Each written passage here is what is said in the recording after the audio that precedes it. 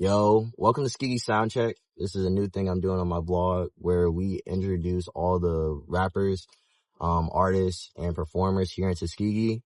And then today we got KP. What's up? Man? And I'm very excited to do this segment. KP, I've been knowing him for years now, and I was like, it's time for him to really get the recognition that he deserves for real, because he dropped some fire ass music and he can spit some fire ass wisdom to y'all. KP, tell me about yourself. I'm from Houston, Texas, man. Born somewhere raised. I moved around all over. Shit, bro. Ain't too much. Just a young nigga. That's about it. What got you? Actually, you know what, KP? Why did you start making music? Shit, bro. My bro, he nigga drive, and they got him like a driver today. My bro, Doug, he be producing and shit, you know what I'm saying? And shit, in all honesty, bro, I had always had a love for music, you know what I'm saying? I just never really had, like, the will to do this shit. So, this nigga was producing, making beats, how he usually do. And I came in the room, bro, who out the band, and shit, we just got to it. Straight like that. Yeah. Straight like that. That's tough. So like, I heard one of your songs is called Cut for Real. I think that's tough. Like, shoot, let's get it playing real quick and see what it's talking about for real, for real. Let's do it.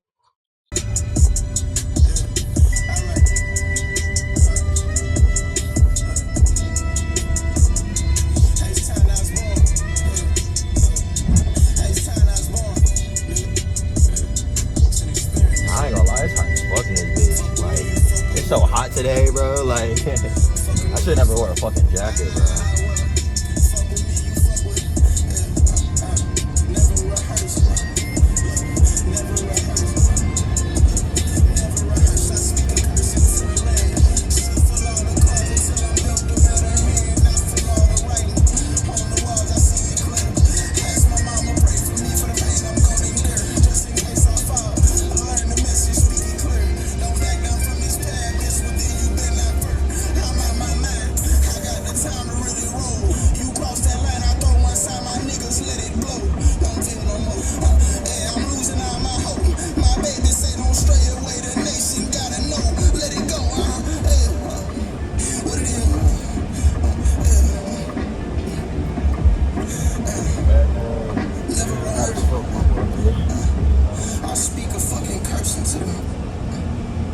What I want to say, what artist did you get your flow from?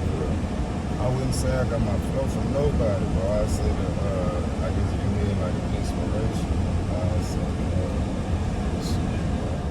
I listen to all different types of artists, man. So whether it be your Robert Glasper of the world, or your motherfucking Donnell Joneses, you also got your motherfucking Young Boys of the world and your Dirks. So a nigga be like, damn, this nigga just doing these different motherfuckers, right? And how do you make these people mix? Well, one, I got roots in Baton Rouge, right? I went to school out there. My auntie's a pastor out there, right? So I had a little time in that helm. So you'll hear some of the grit and the passion that they have in the Louisiana bounce music in their field. Then you'll hear that slower tone and flow from the Houston side of things, right? Because I'm from H-Town, bred and born. I said it in the song, H-Town, Hell yeah. right? So then after that, you get into my other travelers. Like, this kid, he's fucking into all this other shit where it's like a Kanye West, but he's from Atlanta, right? So you bring in that metro feel, you bring in that mustard feel, you bring in these different club feels to what we have as well. And it all mixes and mingles. And as I said, the Donnell Joneses and Robert Glaspers, the poets of the world, I guess that's, oh God, I guess that comes through what I'm talking about, right? I don't want to talk about shit that I don't experience or don't do. So Donnell, he gonna talk about the lady he seen at the light, you know what I'm saying? Or he gonna talk about shorty got her eyes on me. These niggas was giving out concepts that really relate to a nigga like me. So that's all I try and push in my music, but I guess you could say I was inspired by many. Right? For sure. All right, bro. So another thing is, where did KP come from? Man, in all honesty, so my name that I go by, that the title I was given, right, Copelli, niggas couldn't say it or like pronounce it at one of the schools I had went to, right, in Swainsboro. So when I met one of my dogs, I just was like, hey, I'm Copelli. And the nigga was like, KP. I was like, oh, Copelli. Nigga, he's like, KP, bro. And I was like, all right, cool. So it just stuck, fam. And from there, like, I just started telling people, like, nigga, hey, KP is the acronym if you don't feel like saying Copelli. And then went from there. Yeah, shit. You was talking about, in Cut, you was talking about preparing for all the sorrows that you have. Why did you say that? Shit, I wouldn't, I guess that's a feeling thing, right? Because righteously, throughout, I think the feeling was more over about what it is that I stand on, right? So, principle of mine. If you listen to it, I start off with the shit, H time I was born, right? I'm giving you resonance to where I'm from.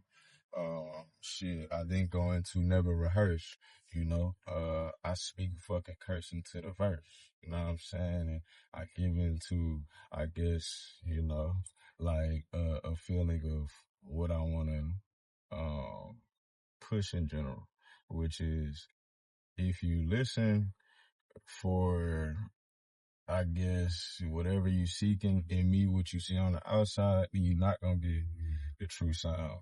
But if you listen for, like, just a genuine love of music or just to find some seeds, I guess, then, bro, you're going to get everything I'm talking about. You know what I'm saying? So it wasn't necessarily speaking of preparing for somber or sadness. It was more over just knowing that, you know, it's a toss-up right now, and nigga, I'm the guy. You feel me? And whether or not motherfuckers recognize or not, they gonna have to feel it soon. That's about it.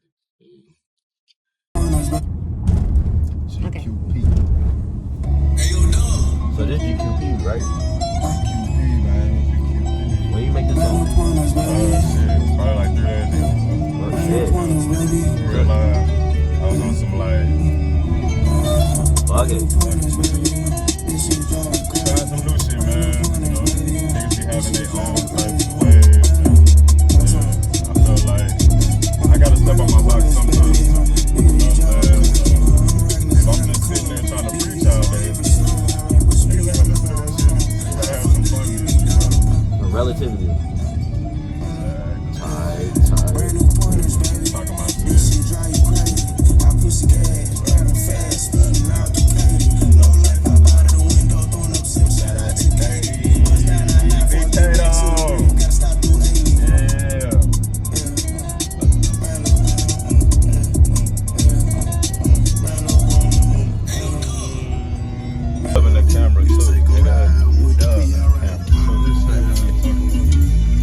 That's the producer, nigga, of every fucking beat. What is we talking about?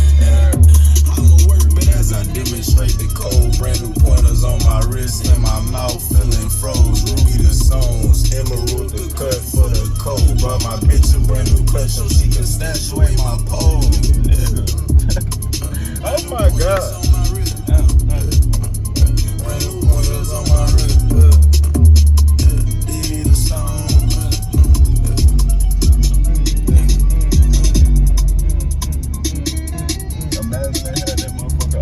I really want to open that bitch for real. Club That's a Skegee spot. Skegee sound check. Club Extreme. Do you know about Club Extreme? Club Soul. What about Club Soul? Club Soul. I know where it is. You went there? Hell nah. Okay. I'm not that old. Okay. I didn't go there either, but you know, nigga. We remember the White Store though. You know what I'm saying? We remember the White Store. We was here for that. That's crazy. They stopped selling food. Yeah, that's crazy. We got chicken coop. Wasn't that good for? Nah, we didn't have the coop. No, we didn't. No, we didn't have the coop. No. Yellowstone. We had the Yellowstone. Yellowstone. We do have the Yellowstone. Cheap, good food, late night. You fucked up, go to the White Store, the Yellowstone. Niggas know what the fuck we talking about. Shit, I go home. I ain't gonna lie. I go home. Not today, brother. No, it's time to go. Too much shit going on. Hey, Skegee, we love you. Man, We love you. Nah, that food truck that be right there though. Oh, That yeah. shit be busting. Bro, Bitch on buzz. why you choose Skegee? Shit, bro. My elder brother, he went to this motherfucker, you know what I'm saying? And I guess it was kind of a legacy thing. I never thought I would be able to get into this bitch. Honestly, nigga, I didn't have the grades coming out of high school and shit, bro. I struggled. I had like a 1.7. You know what I'm saying? I was fucking up. But by the grace, I guess, and passion, nigga, I was able to lock in and get here. And shit, just do trial and error, trial and overstudy. You know what I'm saying? I got here and shit, bro. It was a legacy thing, but also just my own passions. I love the city. There's a lot of history rooted here. If you look around, there's a lot of shit going on. Hell yeah, the Commodores group here. Hello. What is his name? Lonnie Johnson? Lionel Richie. Lionel Richie, there you go. Absolutely, yeah. Lonnie Johnson. Well, Lionel Richie, but different individuals. You know, it's great to know, you know. Johnson was the dude who created Super Soaker. Yes, absolutely. Oh, You on. yeah, That's all I'm about to say. yeah. You're not off. Lonnie Johnson is a real person, so come on. But a lot of different individuals, family, that came up out of this city. And that's why I feel like it's great what you're doing with Skegee Soundcheck. And not just the soundcheck, but shedding light on different artists and individuals and entertainers in this area, right? Because it's a rich history within this area. And if we don't tame what's going on right now, which is we're going into a new digital age and an age where you can monetize yourself. You can make money off of the internet and the content that you push. And a lot of people should be privy of it. So as we move into that shift, pick up the cam, bro. And it's nothing to bring eyes to your community. Whether it be HBCU, PWI, whatever the case may be, it don't fucking matter. I don't fuck if you in college or not. Show your community. Turn right here, bro. Yeah. Show your community, show the roots, show the area from which you came and which you him. And I think that's what really ties people in. Not just with artists, but just all across the board, bro. Whenever you tie into the places that you lay your feet at, then you know, you get real shit. Authenticity. You know? Oh yeah. Like shoot, this was a city pool right here. Did you know that? Absolutely. Yeah, I've been. We had a little party over here.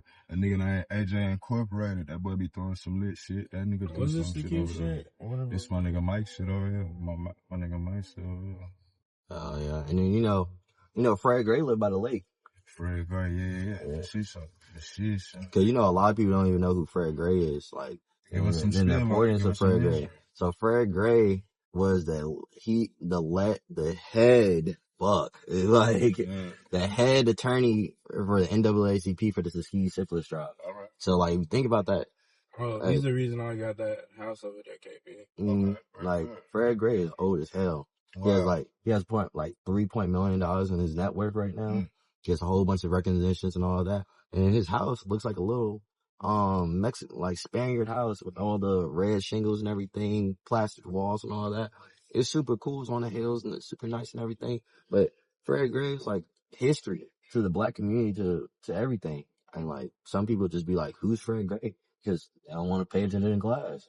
But like, there's so much history here in Skegee that you would never know. Like, there's so many influential people that our grandparents and parents have been telling us about that we would be like, we just push off because it's like, we was too cool for school. We was too cool for history. So if you don't know about history, you get lost. You get lost, man. At least if you don't know about our story, his story is always told. But what about her story? Absolutely. Understood. And the wise thing would be to know that, bro, even people like Dr. Delbert Blair ventured here. You know, many different people came through this land. And it's just on us to, you know, spread the word and spread the optical, I guess. What's that? The optical. That is, yeah, whatever that is, the camera. We got to spread this amongst the peers and our people and show what's going on now. Cause shit, nigga, we ain't doing what Booker T and them was doing back in the gap, but we still doing some lit shit. And nigga like my nigga Ariel July, he's very tapped into nature and very tapped into different things going on. And, bro, there's a lot of people out here, bro. You'd be surprised. Phil, my boy Phil, he's a master fucking fisher.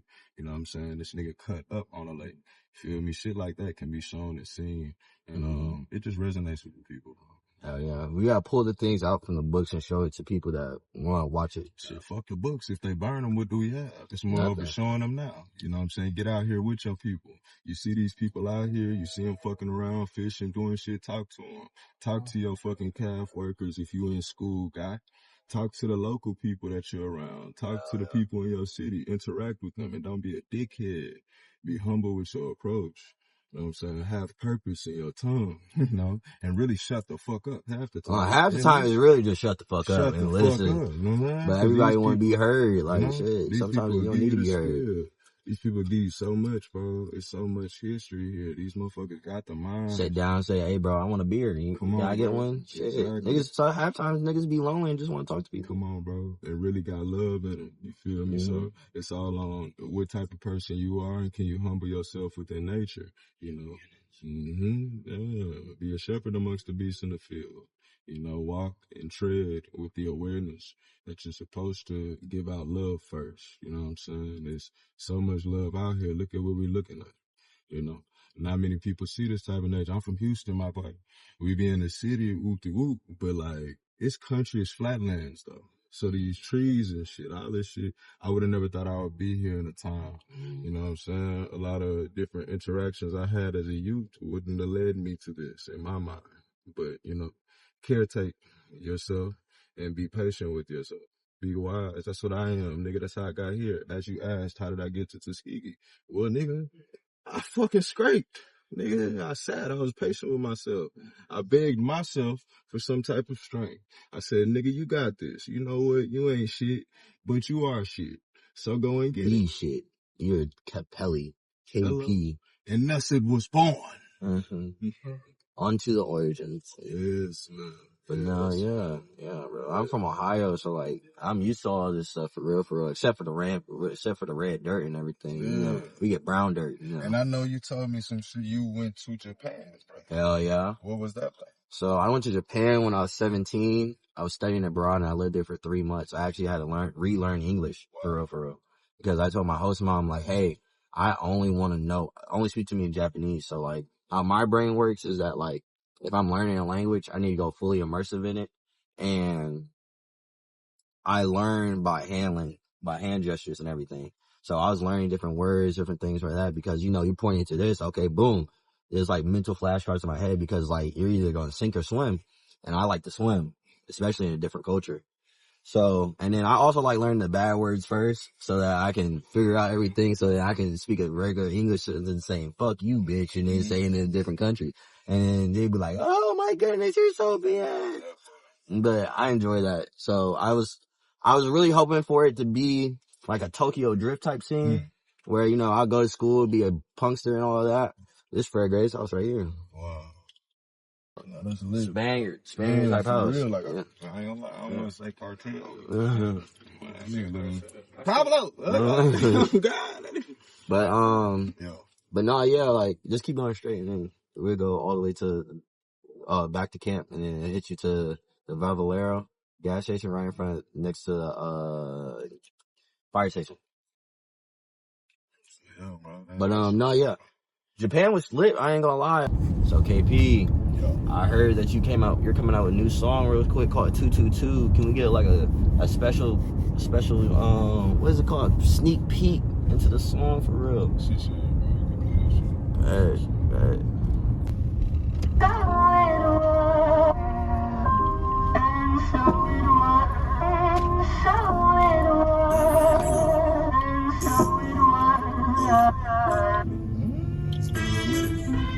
I'm in that mode. So work.